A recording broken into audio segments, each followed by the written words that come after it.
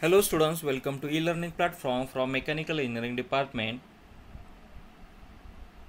I am Mr. B.B. Patil going to teach you Mechanical Engineering Measurements subject in this semester, and this subject code is 22443.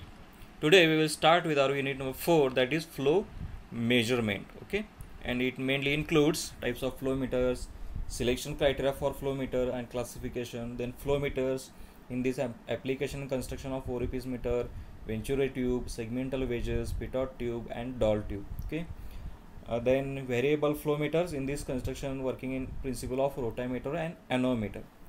Then positive displacement flow meter in this construction, advantage and disadvantage of polarized flow meter,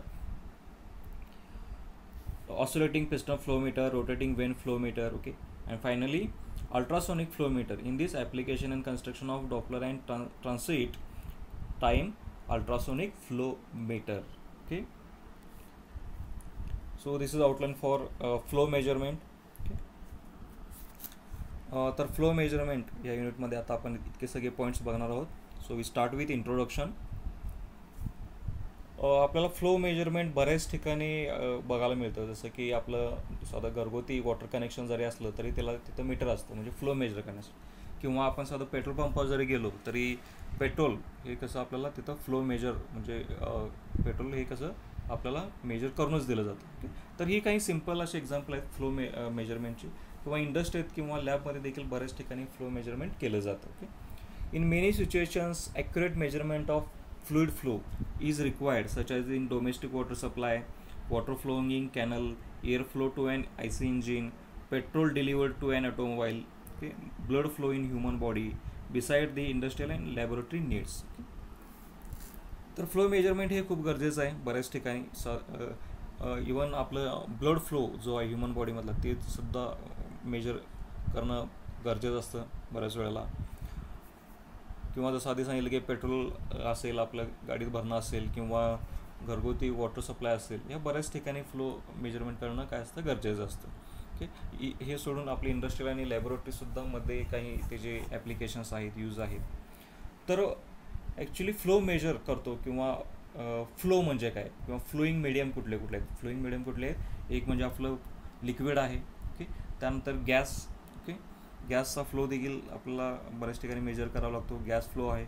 आणि third type आहे तो म्हणजे ग्लॅन्युलर solid किंवा combination of the above.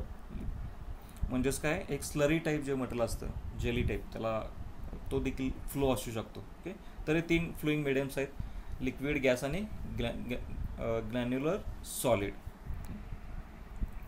आता flow measure करण्यापूर्वी आपण types of flows बघूया, फ्लोचे types. Okay, जसे की आपलं युनिफॉर्म, नॉन युनिफॉर्म फ्लो आहे, त्यानंतर स्टेडी अँड अनस्टेडी फ्लो आहे, then third one laminar and turbulent flow आहे, then compressible and incompressible flow आहे, आणि finally viscous and non viscous flow.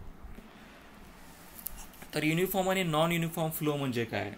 आता युनिफॉर्म फ्लो म्हणजे काय, आपण म्हणतो एक कसा युनिफॉर्म ज्याच्यामध्ये व्हेलॉसिटी चेंज होत नाही, एकसारखा flow. Okay, flow is said to be uniform if velocities at different points along a streamline in a flow field at an instant are same both in magnitude and direction. Okay, that is velocities does not vary. Okay, I repeat once again, that is velocities does not vary with space. आता uniform flow म्हणजे काय, समजा एक पाईपमधून आपला वॉटरचा flow आहे, तर तो कसा एकसारखा असला पाहिजे, त्याच्या व्हेलॉसिटीज कुठेही चेंज, डिफरंट पॉईंट्समध्ये जरी बघितलं तर ते व्हेलॉसिटीज कशा असल्या पाहिजेत, एकसारख्या असल्या पाहिजे, ते व्हॅरी होता कामा नयेत, म्हणजे आपला फ्लो कसा आहे तो युनिफॉर्म म्हणायचा. ओके, आणि ह्या जर व्हेलॉसिटीज चेंज झाल्या तर आपला तो फ्लो कसा होईल, नॉन युनिफॉर्म होईल. Okay, if changes occurs either in magnitude or direction or both, then the flow is said to be non uniform. Okay, म्हणजे युनिफॉर्म फ्लो आपण कसा कधी म्हणणार, ज्यावेळी velocities does not vary with space. Okay, किंवा if velocities at different points along a streamline in a flow field at an instant are same in magnitude and direction. Okay, आणि non uniform flow कधी होईल, ज्यावेळी if changes occur either in magnitude direction or in both, then the flow is said to be non uniform. Okay, म्हणजे एकसारखा flow आहे continuous, त्याच्यामध्ये व्हेलॉसिटीजमध्ये काही change होत नाही. जसं विथ स्पेस, तो फ्लो कसा युनिफॉर्म, आणि वेलोसिटी जर चेंज झाला तर आपण काय म्हणणार, तो नॉन युनिफॉर्म फ्लो. ओके.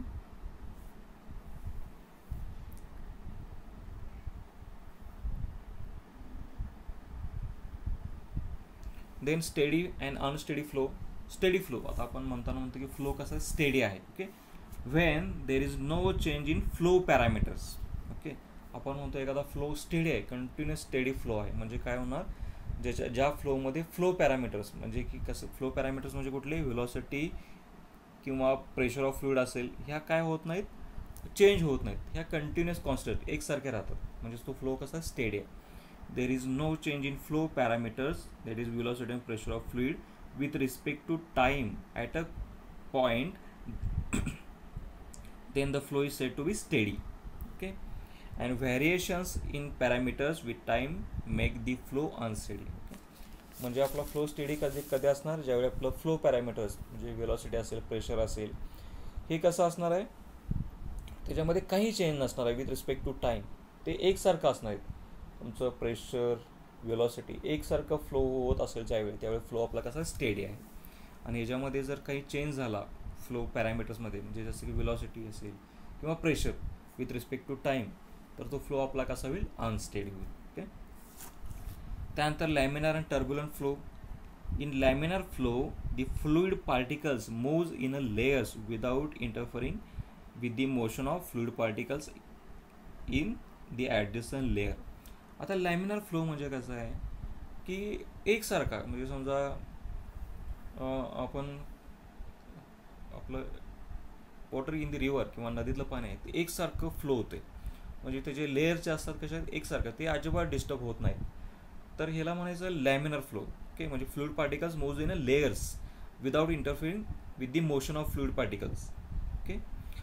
म्हणजे आपला समजा नदीचा एक संत फ्लो आहे, तर तो फ्लो कसा आहे, laminar.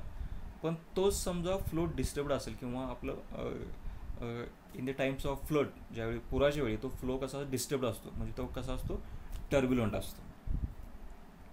Turbulent flow is a disturbed flow. Turbulent flow म्हणजे काय, डिस्टर्ब्ड फ्लो.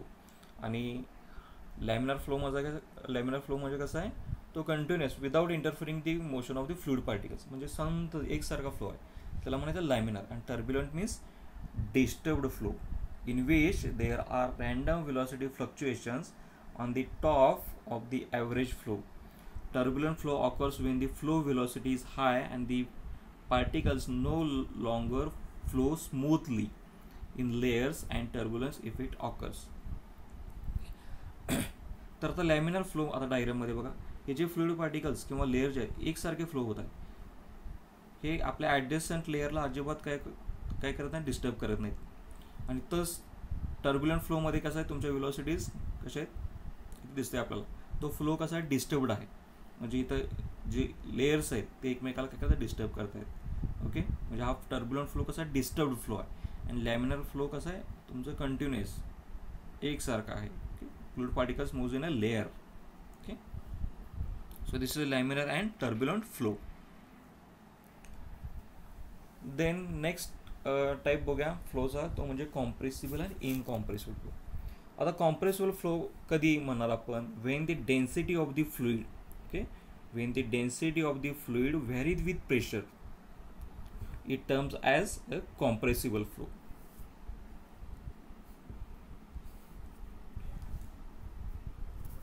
कॉम्प्रेसिबल फ्लो कधी म्हणणार आपण, ज्यावेळी density of fluid varies with pressure, फ्लुइडची density he vary होते विथ प्रेशर, त्यावेळी आपण काय म्हणणार, तो फ्लो कसा आहे, कॉम्प्रेसिबल फ्लो.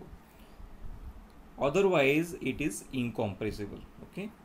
आणि जर डेन्सिटी व्हॅरी झाली नाही विथ प्रेशर, तर तो फ्लो कसा आहे, incompressible flow. Okay. When the density of the fluid varies with pressure, it terms as compressible flow. Otherwise it is incompressible.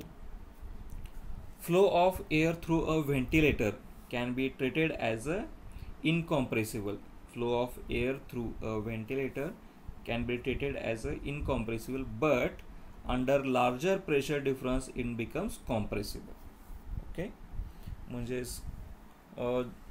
G density फ्लुइडची pressure with very झाली with pressure, तर तो flow कसा असणार आहे, कॉम्प्रेसिबल. अदरवाईज तो flow कसा आहे incompressible. Okay. त्यानंतर लास्ट टाईप ऑफ फ्लो तो म्हणजे विस्कस आणि नॉन विस्कस फ्लो. आता आपल्याला विस्कॉसिटी माहिती आहे. विस्कॉसिटी म्हणजे काय असतं, तुमचं जे फ्लूइड आहे ते कसं अपोज करतं, म्हणजे त्याची जे शेअरिंग होत असतं त्याला अपोज करतं, रेजिस्ट करतं, म्हणजे विस्कॉसिटी. आपल्याला ऑइल्स ग्रेडमध्ये विस्कॉसिटी दिसते, म्हणजे ऑइल किती तुमचं त्याला काय ते किती फ्री फ्लोनं पडतं किंवा किती ते पातळ आहे किंवा घट्ट आहे याच्यावर, हे कशावर डिपेंड असतं, विस्कॉसिटीवरती. Okay.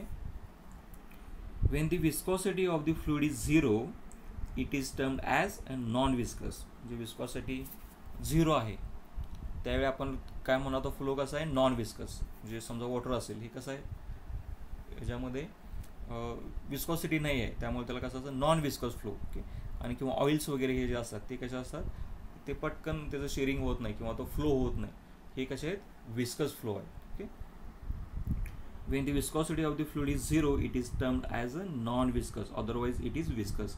Often analysis of fluid flow is done assuming an ideal fluid and then an empirical correction is applied to account for the effect of viscosity. Coefficient of discharge used in obstruction meters is one such as empirical correction. Okay.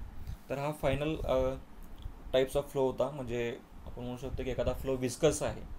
Viscous आहे म्हणजे त्याच्यामध्ये काय एक free flow नाही आहे, त्याला आपण काय म्हणतो विस्कस. आणि नॉन विस्कस म्हणजे एक सिम्पली फ्री फ्लो आहे, त्याला काय म्हणतो आपण विस्कस फ्लो.